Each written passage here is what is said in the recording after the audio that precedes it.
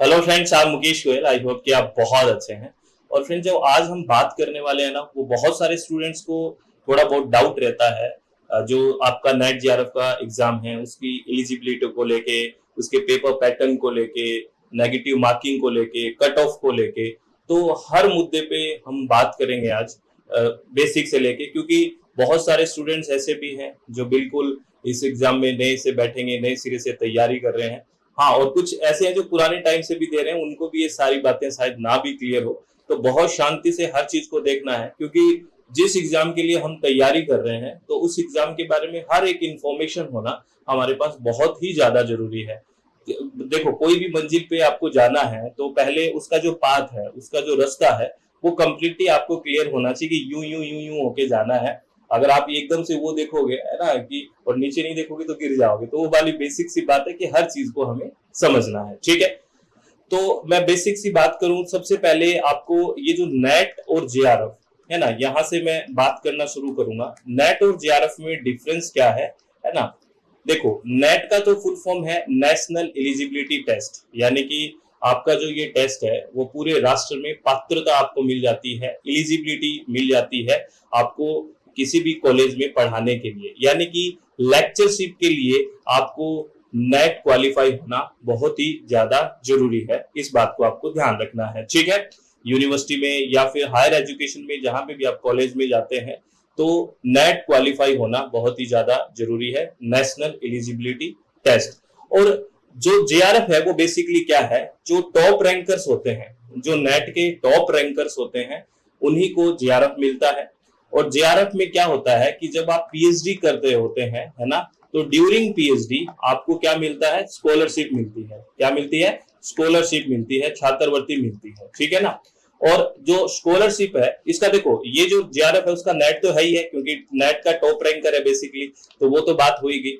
JRF को junior research fellowship है ये, इसको 5 साल स्कॉलरशिप मिलती है मैक्सिमम। अगर आप पहले पीएचडी सबमिट करवा देते हैं तो वो आपको नहीं मिलेगी, इस बात को भी ध्यान रखना है, क्योंकि ये जो फेलोशिप है ये आपके पीएचडी के लिए है। ठीक है, तो इसमें क्या होता है, बेसिकली 2 साल तो आपको मिलता है जेआरएफ, है ना, 2 साल तो आपको क्या मिलता है, जेआरएफ।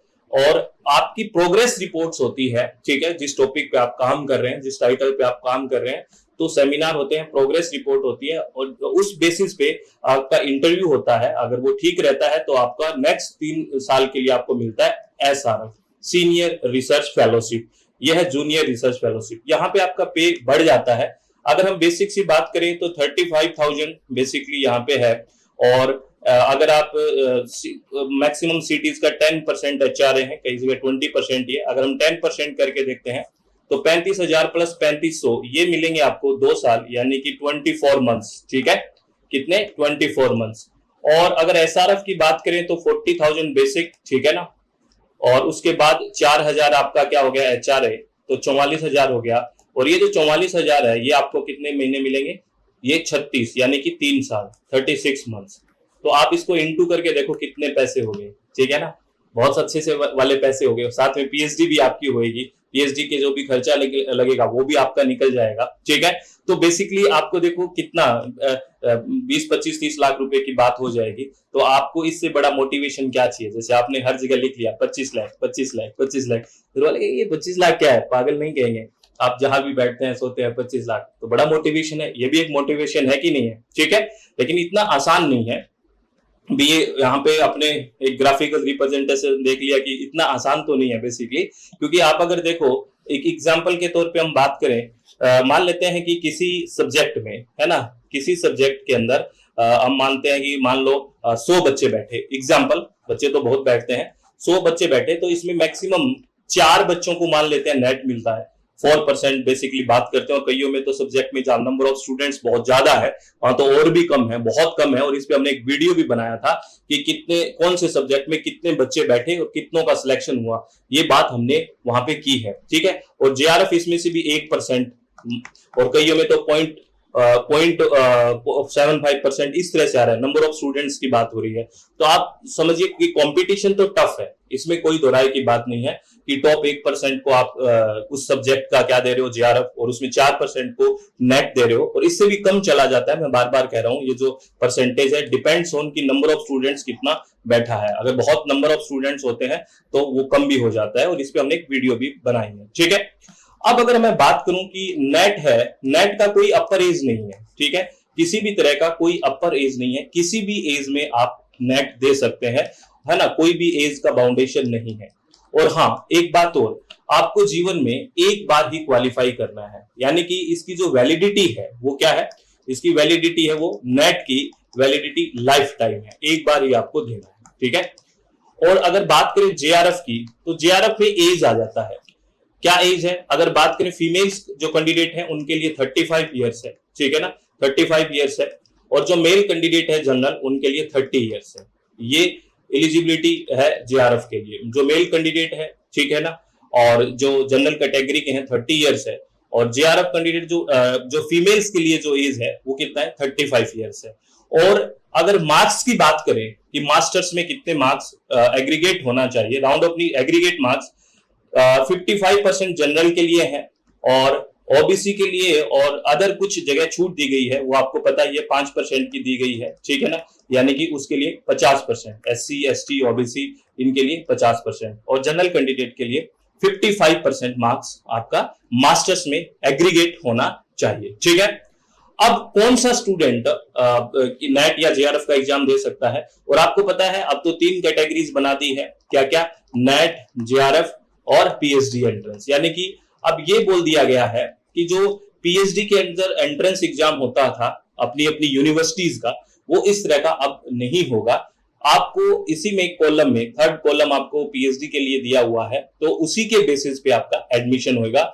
ये एक अच्छी चीज है, क्योंकि हर यूनिवर्सिटी आपको पता ही नहीं लगता था कि कौन सी यूनिवर्सिटी के फॉर्म कब निकल गए, और तो अब ये एक ही जगह से आपका वो चीज हो जाएगी कि चल मैंने दे दिया, और उसी के मार्क्स के अकॉर्डिंग मैक्सिमम यूनिवर्सिटी यही करे। लेकिन कुछ यूनिवर्सिटीज का भी आया कि हम अपने हिसाब से करने की सोच रहे हैं, अभी ऐसा कुछ नहीं है, लेकिन अभी आज की मैं बात करूं तो यही है कि इसके मार्क्स के आधार पर ही आपका पीएचडी में एडमिशन होगा, ठीक है, ये आपको ध्यान रखना है।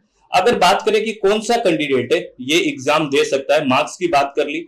अब जो स्टूडेंट मास्टर्स डिग्री कर रहा है, ठीक है ना, आपको पता है मास्टर्स डिग्री कर रहा है, एमए इंग्लिश कर रहा है, हिस्ट्री और ज्योग्राफी, पॉलिटी, इकोनॉमिक्स, किसी भी स्टूडेंट से किसी भी सब्जेक्ट से कर रहा है, अगर वो प्रीवियस ईयर, यानी यूं मान लेते हैं कि फर्स्ट सेम में भी है ना, वो अगर फर्स्ट सेम में भी है तो भी इसका एग्जाम दे सकता है, नेट के एग्जाम में बैठ सकता है। कई सारे कैंडिडेट को ये रहता है कि मैं मास्टर्स कंप्लीट कर लूंगा उसके बाद दे सकता हूं, नहीं, आप फर्स्ट सेम में है, सेकंड सेम में है, लास्ट सेम में है, कोई इश्यू नहीं है, आप क्या कर सकते हैं, ये एग्जाम फर्स्ट सेम से ही दे सकते हैं, क्योंकि आपको ये बोला गया है कि आपको with in 2 year degree complete करनी है, तो 2 साल में तो हो ही जाएगी अगर आप फर्स्ट सेम में है तो भी, ठीक है ना। तो आपका जो एग्रीगेट मार्क्स है वो भी ध्यान देना है, ये नहीं मान लेते आपका फर्स्ट सेम में हो गया नेट और आपने तो बस खुशी या जेआरएफ खुशी बनाना शुरू कर दिया तो हो गया, और पढ़ाई छोड़ दी और मूवीज देखते हैं और है ना वो ये सब चलेगा, तो मार्क्स अगर कम रह गए तो वो चीज आपकी कैंसिल हो जाएगी। मार्क्स में भी ध्यान देना है कि एग्रीगेट 55% अगर आप जनरल कैंडिडेट है तो वो बन जाए, ठीक है, थोड़ा ऊपर ही लेके मार्जिन चलना चाहिए, तो ये भी आपको ध्यान रखना है। मार्क्स का भी ध्यान रखना है, सेमेस्टर कोई भी हो आप उसमें वो एग्जाम दे सकते हैं। तो हमने बात करी है अभी तक की एलिजिबिलिटी क्या क्या है, मार्क्स कितने होना चाहिए, एज की भी बात हमने कर ली कि किस तरह की चीजें। फिर भी कोई आपको डाउट रहता है तो कोई क्वेश्चन आपको पूछना हो इससे रिलेटेड तो कमेंट आप कर देना, उसमें हम फिर नेक्स्ट वीडियो में उस तरह की बातें कर लेंगे, ठीक है। अब अगर मैं बात करूं आगे, नेगेटिव मार्किंग की बात कर रहे थे, है ना, नेगेटिव मार्किंग, जब आपको मैं अभी बात कर रहा हूं अब तक कोई भी इसमें नेगेटिव मार्किंग नहीं है, ठीक है ना, किसी भी तरह की कोई नेगेटिव मार्किंग नहीं है। आपको पता है और नहीं पता है किसी स्टूडेंट को जो बहुत ही शुरुआती दौर में है, उसको मैं बता रहा हूं कि 2 पेपर होते हैं, एक तो पेपर 1 होता है और एक पेपर 2 होता है, ठीक है। पेपर 1 जिसको हम जनरल पेपर की भी बात करते हैं, जनरल पेपर है ये हर एक स्टूडेंट को देना पड़ता है, चाहे वो किसी भी सब्जेक्ट का हो, उसमें कोई दिक्कत नहीं है। ये एक जनरल पेपर है, जिसका नाम क्या है, टीचिंग एंड रिसर्च एप्टीट्यूड। क्योंकि आप नेट क्वालिफाई करके टीचर बनोगे या फिर रिसर्च में जाओगे, तो इसलिए इस पेपर का नाम क्या है, टीचिंग एंड रिसर्च एप्टीट्यूड। इसके अंदर क्वेश्चंस आते हैं, 50 क्वेश्चंस हैं। कितने हैं, 50 क्वेश्चन है, और एक क्वेश्चन 2 नंबर का है, यानी कि 100 मार्क्स है। और अगर बात करें पेपर टू आपके सब्जेक्ट का होगा, जिस सब्जेक्ट से आप एमए या कर रहे हैं, एमएससी कर रहे हैं, जैसे एमएससी इन्वायरमेंट साइंस है, इलेक्ट्रॉनिक है, ये सब भी यूजीसी ही लेता है, ठीक है। लेकिन जो कोर सब्जेक्ट है, जैसे आप फिजिक्स की बात करें, बायोलॉजी की बात करें, केमिस्ट्री की बात करें, वो सीएसआईआर लेता है। अब पेपर 2 की बात करें तो इसमें आपको आपके सब्जेक्ट का होगा, इसमें 100 क्वेश्चन आएंगे और ये 2 नंबर का होगा, यानी कि ये हो गया 200 मार्क्स। टोटल कितने के हो गया, 300 मार्क्स का हो गया। टोटल जो आपका पेपर हो गया वो 300 मार्क्स का हो गया। अब बात करें कट ऑफ, तो बहुत सारे स्टूडेंट्स को ये भी डाउट रहता है कि कट ऑफ सिर्फ पेपर 2 की बनती है या पेपर 1 सिर्फ आपको पास करना है। ऐसा नहीं है, आपके दोनों पेपर को मिला के, पेपर 1 और पेपर 2 दोनों को मिला के ही कट ऑफ जारी की जाती है। यहाँ पे जो नॉर्म रेफरेंस है कि रैंक के आधार पे या परसेंटाइल बेसिस पे बात होती है, क्योंकि आपका पीयर ग्रुप किस तरह से कॉम्पिटिटिव एग्जाम दे रहा है तभी रैंक नंबर डिसाइड होते हैं। पहले से हम कुछ नहीं कह सकते कि इतना नंबर ले आओगे तो आपका नेट या जेआरएफ हो जाएगा। हाँ, लेकिन हम इस कट ऑफ का एक आइडिया लगा सकते हैं, और आइडिया कैसे लगा सकते हैं, जो पिछली 2-3 कट ऑफ रही है आपके सब्जेक्ट की, बेसिकली उस सब्जेक्ट की हम देखें कि अच्छा इतनी रही है, तो उस अकॉर्डिंग हम बता सकते हैं कि हाँ इतनी कट ऑफ जानी चाहिए। मैक्सिमम अगर आप देखो, मैं सब सब्जेक्ट की बात नहीं कर रहा, लेकिन मैक्सिमम सब्जेक्ट की बात करो तो 68 to 70% तक ये आप पे इस पे जेआरएफ हो जाता है, ठीक है ना। इस इतनी कट ऑफ है मैक्सिमम सब्जेक्ट, सबकी नहीं कह रहा, अपने अपने सब्जेक्ट्स का आपको पता भी होना चाहिए। तो अगर मानो 7-21 210 नंबर अगर आप आते हैं मैक्सिमम सब्जेक्ट्स में, तो यहाँ पे आपको जेआरएफ की बहुत गुंजाइश बनी रहती है, ठीक है। और इससे 4 से 5% कम कर लीजिए नेट के लिए, ठीक है। तो कहने का मतलब बहुत ज्यादा नंबर नहीं चाहिए, अगर बहुत ढंग से तैयारी की जाए। अगर यूं है कि अंधाधुंध तैयारी चल रही है, पता ही नहीं, जैसे मैं शुरुआत में बात कर रहा था, आपको अगर बेसिक ही क्लियर नहीं है, पाथ आपका क्लियर नहीं है कि कैसे कैसे जाना है, आप और चीजों में पड़े हैं, अभी यही सोचने में पड़े हुए हैं कि कब क्या होगा, ये होगा कि नहीं होगा, है ना। इन चीजों को ठीक है सोचना चाहिए, लेकिन अपनी तैयारी को बिल्कुल भी हार्म नहीं करना है। क्योंकि देखो, अगर हम बात करें अगस्त वाला एग्जाम, जो री एग्जाम की बात है, तो हम बात करी है आज भी हमने कि अगस्त वाला एग्जाम ना भी हो शायद, क्योंकि आपको पता है इसमें याचिका दायर हो चुकी है, अभी कोई फैसला नहीं आया है री एग्जाम वाली बात करें। लेकिन आपको पता है दिसंबर में तो वो एग्जाम जो अपना एक साइकिल चल रहा है, दिसंबर या जैन में तो होगा ही होगा, इसमें तो कोई दोहराई की बात है ही नहीं ना। क्योंकि आपको पता है इनको पैटर्न तो रखना ही है, जून और दिसंबर वाला, इसको थोड़ी गायब कर देंगे, है ना। इसको कैसे गायब करेंगे भाई, फॉर्म फिलअप है, फॉर्म भरे जाते हैं, इतना फॉर्म भरे जाएंगे, वो भी एक सोर्स रहता है ना, वो भी एक पैसे इकट्ठे करने का एक सोर्स है, वो कहाँ चला जाएगा। मेरी बात समझे कि नहीं समझे। तो दिसंबर के अंदर अगर आप ये मानो, बेसिकली कितने स्टूडेंट्स हैं, 9 लाख स्टूडेंट बैठते हैं, फॉर्म भरते हैं 9 लाख स्टूडेंट, अगर सब सब्जेक्ट्स की बात करें 8 से 9 लाख स्टूडेंट हर 6 महीने में, और एक फॉर्म की कितनी फीस है, अगर एवरेज मान के चलो 9 लाख को आप इंटू करो, ठीक है ना।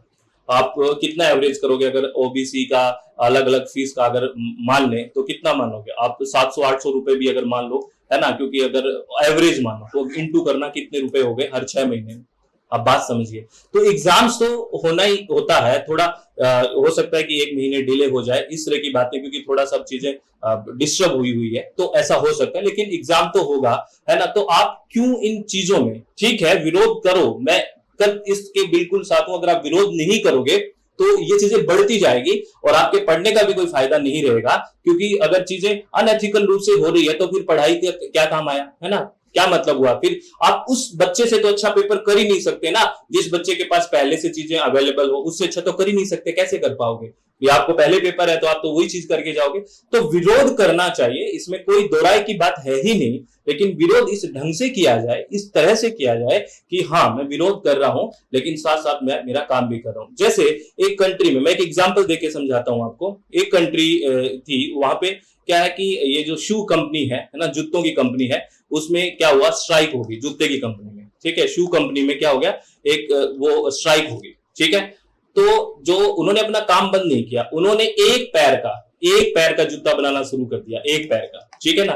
कि हमारा काम चलता रहेगा, हम सैलरी लेंगे और जिस दिन हमारी मांग पूरी हो जाएगी तो काम तो कर ही रहे हैं, उस टाइम हम दूसरे पैर का बना देंगे, भाई उतना ही टाइम तो खराब नहीं हुआ ना। उन्होंने क्या, एक पैर का कंपनी जूता बेचेगी नहीं, कैसे बेचेगी, किसको देगी, आप ले लोगे एक पैर का।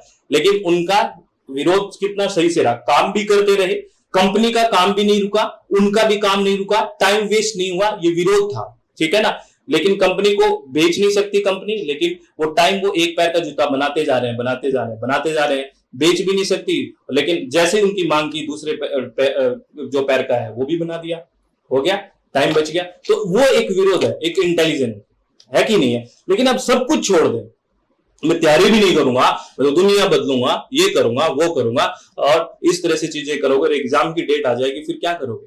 तो इस तरह से करिए आप, एक तरह से ये चीजें तैयार रखिए कि मेरे को ये पढ़ना है, ये पढ़ना है, और मैं ये भी कर रहा हूं। सारे दिन चीजों को नेगेटिव रखने से माइंड है ना वो बिल्कुल खराब हो जाएगा। इस बात को समझ रहे हो कि नहीं समझ रहे। तो बिल्कुल हमने बेसिक से बात की है कि आपको क्या क्या एलिजिबिलिटी है, क्या क्या क्राइटेरिया रहता है, क्या एज है, ठीक है, नेगेटिव मार्किंग नहीं है, 2 पेपर होते हैं, ठीक है, आप फर्स्ट सेम में भी दे सकते हैं क्योंकि 2 साल का आपको टाइम मिलता है, 5 साल आपको स्कॉलरशिप मिलती है मैक्सिमम। लेकिन अगर पहले आप सबमिट करवा देते हैं पीएचडी, अपनी थीसिस सबमिट करवा दी आपने, तो उसके बाद आपकी स्कॉलरशिप बंद हो जाती है। ये सारी बातें हमने कर ली है। फिर भी किसी भी तरह का कोई डाउट हो, मैंने कोशिश की है हर पहलू पे बात करने की, फिर भी किसी भी तरह का डाउट हो तो आप मुझे पूछ लेना, कमेंट बॉक्स में बात कर लेना, ठीक है, और मैं आपको उस पर एक वीडियो भी ले आऊंगा। और एक बात और मैं आपको बता देता हूं फ्रेंड्स, अगर आप दिसंबर एग्जाम के लिए अवेयर हैं और आपको लग रहा है कि मुझे उस एग्जाम के लिए तैयारी करनी है, तो मैं बता दूं कि अपना फ्रेश बैच स्टार्ट हो रहा है, बिल्कुल एकदम फ्रेश बैच पेपर 1 के लिए, जिसमें डेली लाइव सेशन होंगे, ठीक है, रिकॉर्डेड भी मिलेंगे, हिंदी और इंग्लिश दोनों माध्यम में रहेगा, पीडीएफ फाइल्स भी मिलेगी, और हम थ्योरी के साथ साथ प्रैक्टिस सेशन भी साथ ही लेके चलेंगे, पीवाईक्यूज भी करेंगे, यानी कि किसी भी एक भी चीज को हम बचने नहीं देंगे, हर चीज को साथ साथ लेके चलेंगे। आपको पता है अपनी वेबसाइट है www.swmg.in और मोबाइल एप्लीकेशन SWMG, और ये अपना नंबर है, इस पे आप किसी भी तरह की जानकारी ले सकते हैं, ठीक है ना। और इसका जो वेबसाइट का लिंक है आपको डिस्क्रिप्शन बॉक्स में मिल जाएगा। और पेपर 2 आपको पता है हम कौन कौन सा पढ़ते हैं यहाँ पे, पेपर 2 इन्वायरमेंटल साइंस ईवीएस, जिसमें आपको मैं बता दूं डाउट सेशन लाइव रहेंगे, लाइव डाउट सेशन रहेंगे, वीकली डाउट सेशन लाइव रहेंगे, आप इसमें इनरोल हो सकते हैं। जितने भी नई चीजें आ रही हैं, जो भी क्वेश्चंस आ रहे हैं, हर एक क्वेश्चन को, हर एक पहलू को बहुत बेहतर तरीके से करेंगे। हर एक वीक में आपका लाइव डाउट सेशन होगा, आप पढ़िए वीक में, और क्योंकि आपके पास 10 की 10 unit updated videos, updated syllabus के साथ आपके पास आ जाएगी, और फिर आपको बोलेंगे इस यूनिट को तैयार करिए और इसके डाउट लेके आइए। हर वीक डाउट सेशन, बहुत सारे क्वेश्चंस करेंगे उस डाउट सेशन में, साथ साथ पीवाईक्यूज करेंगे इन्वायरमेंट साइंस का, और एजुकेशन के भी आपको 10 की 10 यूनिट्स आपको रिकॉर्डेड सेशन मिल जाएगा। अगर आप विलिंग हैं तो आप ज्वाइन कर सकते हैं फ्रेंड्स, कॉम्बो पैकेज भी ज्वाइन कर सकते हैं, पेपर 1 और पेपर 2 इन्वायरमेंट साइंस, पेपर 1 और पेपर 2 एजुकेशन, या ओनली इन्वायरमेंट साइंस भी ले सकते हैं, ओनली एजुकेशन और ओनली पेपर 1, जो आपको अच्छा लगे उस तरह ज्वाइन कर सकते हैं। लेकिन आप कहीं भी पढ़िए, कैसे भी पढ़िए, लेकिन अपनी पढ़ाई को तैयार रखिए, जारी रखिए, किसी भी तरह से अपनी चीजों को आप डिस्टर्ब ना करें। आप लोगों से मेरी रिक्वेस्ट है, आप चीजों को सोचना इतना, अगर ज्यादा सोचोगे, काम नहीं करोगे, तो माइंड पे प्रेशर आना जायज है। एकदम से कोई डेट आ जाएगी कि ये हो गया और फिर हुआ हो जाएगा, और फिर आपसे तैयारी होगी नहीं, फिर आप कहोगे अब क्या करें, है ना। वो परिस्थितियां ना आने दें, एग्जाम तो होगा ही, आज नहीं तो कल होना ही है, लेकिन अपने आप को तो तैयार रखो, ठीक है। अपने आप से पूछो कि आप तैयार हो गए, ठीक है। अपने चित्त को आप शांत रखो, खुश रहो और अच्छे से पढ़ाई करो। ऑल द वेरी बेस्ट, बहुत बहुत धन्यवाद, thank you, thanks a lot friends.